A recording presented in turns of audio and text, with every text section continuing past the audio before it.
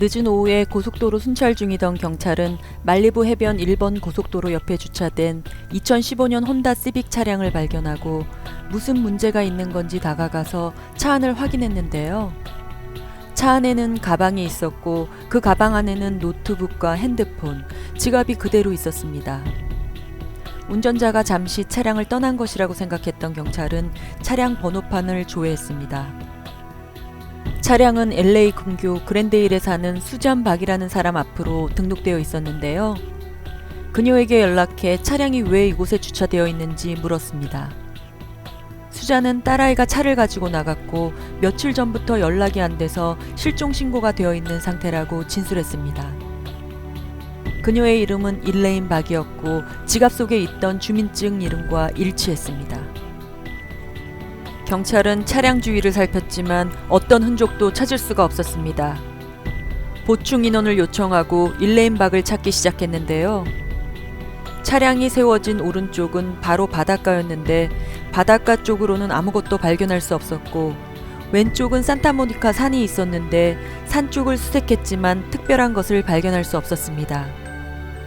경찰은 그녀와 마지막까지 함께 있었던 사람이 누군지 조사하기 시작했고 왜 그녀가 이곳에서 실종되었는지 그녀의 동선을 수사하기 시작했습니다.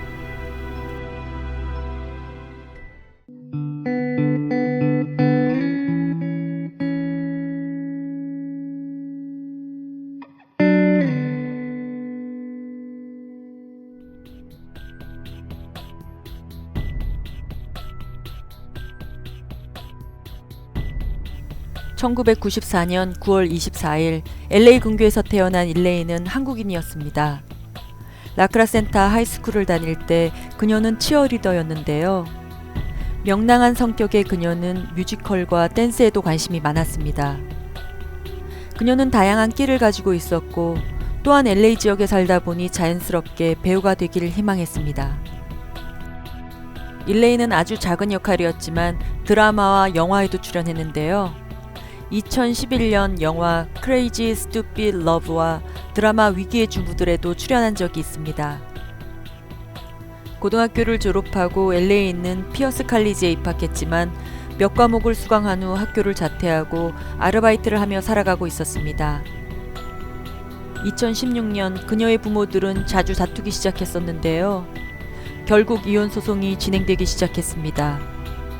그리고 2017년이 되면서 알바로 일하던 레스토랑에서 일을 그만두어야 했습니다. 이때 성인으로 성장하는 20살 일레인과 엄마는 의견 충돌이 꽤 많았다고 합니다.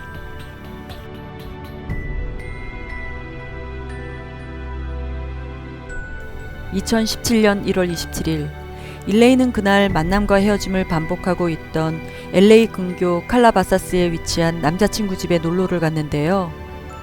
엄마에게 문자를 해서 친구와 영화를 볼 예정이라고 했습니다. CCTV에는 그녀가 남자친구와 우버를 불러 영화관에 가는 모습이 찍혀 있었습니다.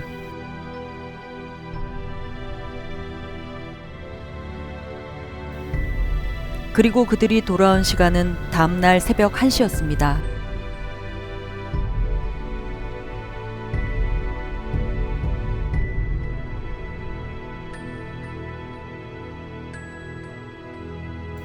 남자친구 집으로 돌아온 그녀는 잠자리에 들었다고 했는데요.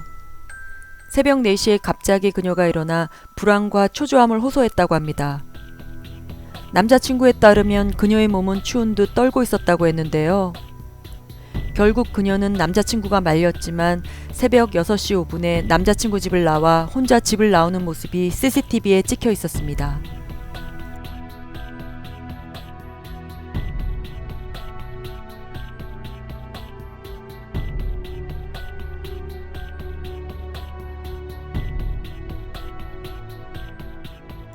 한편 엄마는 오전에 일레인에게 계속 문자를 보냈지만 답이 없었다고 합니다.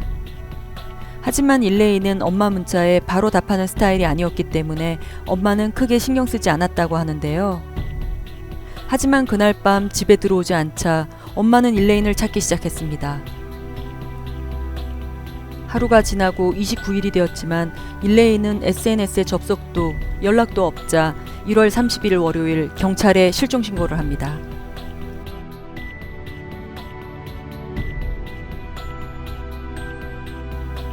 경찰에 실종 신고를 했지만 엄마는 친구들에게 수소문하면 금방 찾을 수 있을 것이라고 생각했다고 합니다. 하지만 2월 2일 경찰이 일레인 혼다 차량을 발견하면서 그녀의 실종이 더 확실시됩니다. 그녀의 차량이 발견된 지점은 남자친구 집에서 32km 떨어진 지점으로 차로는 45분 거리였고 그녀의 집과는 반대 방향이었습니다. 차량이 세워진 오른쪽으로는 말리부 바닷가였고 왼쪽은 주거지역이거나 회사 건물들이 있었는데요. 그녀의 차는 잠겨져 있지 않았고 라이트가 켜진 상태로 배터리가 죽어 있었습니다. 차 안에는 그녀의 소지품과 핸드폰, 돈까지 그대로 있었습니다. 경찰은 차량을 중심으로 그 지역을 샅샅이 뒤졌지만 아무런 흔적도 찾을 수가 없었습니다. 경찰은 마지막 CCTV를 조사했는데요. 너무 어두워서 그녀가 차를 향해 걸어가는 것까지는 볼 수 있었지만 차를 탔는지는 알 수가 없었습니다.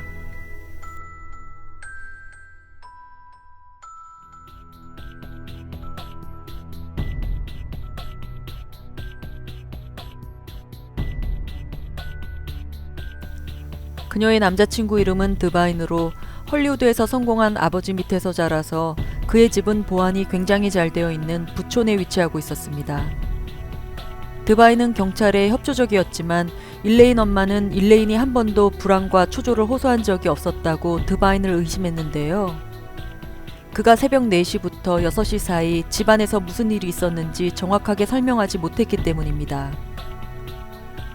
그녀의 마지막 모습이 담긴 CCTV에서는 그녀가 초조하거나 불안해 보이지 않았기 때문인데요. 하지만 그는 집에서 나간 흔적이 없었기 때문에 우선 수사선상에서 제외됩니다. 마지막 CCTV를 조사하던 경찰은 SUV 차 한 대가 찍혀 있는 것을 보고 조사를 시작했는데요. 현재 경찰이 이 차량을 운전한 사람과 왜 그 시간에 그곳을 지나갔는지 또 어떻게 수사가 되고 있는지는 발표하지 않고 있는 상황입니다. 그런데 CCTV에 이상한 점이 있었는데요. 그녀가 남자친구 집을 나온 시간은 6시 5분이었고 그 지역 게이트를 통과한 시간은 7시 14분으로 나왔는데 집에서 게이트까지는 차량으로 1분 정도 걸리는 거리였습니다. 게이트의 시간이 1시간 잘못된 것을 나중에 발견하게 되었는데요. 그래도 9분이나 걸린 것을 수상하게 생각했습니다. 그녀가 차 안에서 혼자 앉아 있었는지 아니면 이 사이에 무슨 일이 있었는지 알 수 없는 상황이었습니다. 친구들과 가족들은 드바인을 의심했는데요. 그들이 정확하게 어떤 관계였는지는 모르겠지만 일레인이 실종되고 그는 한 번도 공식적으로 그녀를 찾거나 SNS에 그녀를 찾기를 원한다는 어떠한 제스처도 하지 않았기 때문입니다. 경찰은 일레인의 차량이 발견되기 2일 전부터 차가 그곳에 정차되어 있었다는 주민들의 증언으로 그녀의 차량이 1월 30일에 버려진 것을 확인했습니다. 그녀가 실종되고 1년이 지날 무렵 차량이 발견된 지점에서 멀지 않은 곳을 하이킹하던 사람이 부패한 사람의 시체를 발견하고 경찰에 신고하는데요. 경찰은 DNA를 조사했지만 일레인이 아닌 것으로 밝혀졌습니다. 경찰은 3가지 가능성을 열고 수사 중인데요. 첫 번째는 그녀가 자살했을 수 있다는 가정입니다. 새벽에 남자친구 집에서 불안과 초조를 호소했고 부모님의 이혼과 불투명한 미래의 압박을 가지고 자살의 가능성을 열어놓았는데요. 일레인의 가족들은 절대 자살할 아이가 아니라고 강력하게 부인하고 있습니다. 두 번째 가정은 범죄에 노출되어 납치되었을 가능성인데요. 이른 새벽 시간에 20살 여자가 혼자 있는 것을 보고 범죄의 타겟이 되지 않았나 추측하지만 어떤 용의자도 찾지 못한 상태입니다. 세 번째 가정은 그녀가 집으로부터 가출했다는 것인데요. 만약 가출을 계획했다면 핸드폰과 돈을 가지고 가야 하므로 가능성이 낮다고 보여집니다. 일레인은 오늘날까지 어떤 흔적도 없이 사라진 상태로 그녀의 가족들은 현재 5억 원가량의 보상금을 걸고 사설 탐정까지 고용해 그녀를 애타게 찾고 있습니다. 가족과 친구들은 그녀의 차량이 발견된 말리부 해변에서 매년 그녀가 다시 가족들의 품으로 안전하게 돌아오기를 바라는 마음에서 모임을 갖고 있다고 합니다. 한인 소녀 일레인 박이 다시 가족들의 곁으로 돌아오기를 간절히 바랍니다.